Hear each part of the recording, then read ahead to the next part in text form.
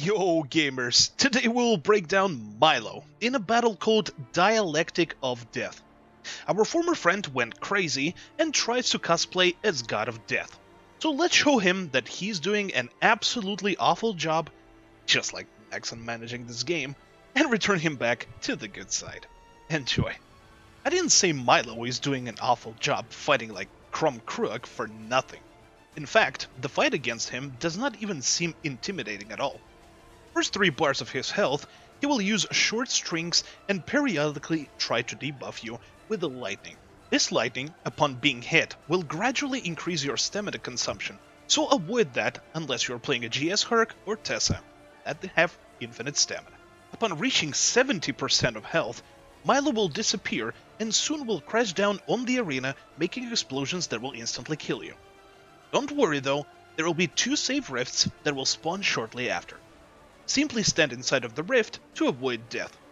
Milo will perform this attack 3 times in a row. Before disappearing for the 3rd time, Milo will also create few multi-hitting shockwaves, so try not to end up inside of these as they will continuously damage, stagger, and end up quickly incapacitating you.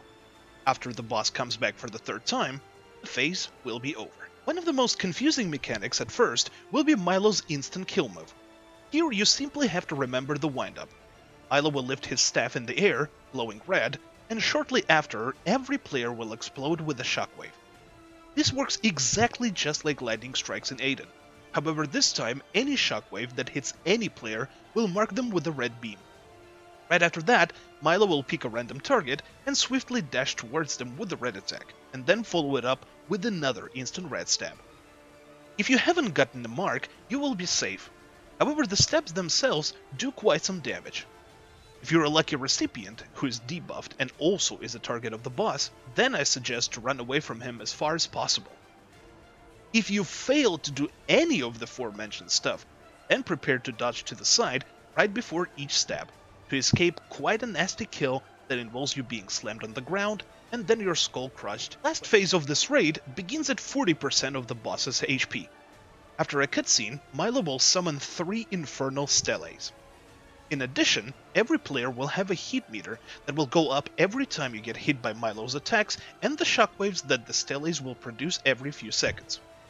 Once your heat gauge is filled to 100%, you will receive a 15-second debuff that will rapidly destroy you. In order to control the gauge going up, your main objective is to destroy the infernal steles.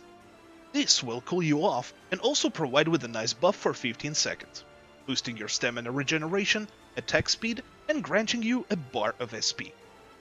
The way everyone does this phase is right after the cutscene, turn around and nuke the first stele, then proceed to beat the crap out of the boss until he dies. If your raid DPS is pretty low, and the gauge will start going up again, I highly recommend to send at least 1 player to another stele to destroy it quickly to reduce the gauge back to 0. And that's it for today, covering Milo, the 3rd boss of level 110 tier of Season 4, in a battle called Dialectic of Death. Good luck dropping Milo's essence for the new belt or Enmity Enchant Scroll for your weapon. Thank you so much for watching, and as always, should you have any questions, leave them in the comment section below. Love you 3000, be safe, and I'll see you next time.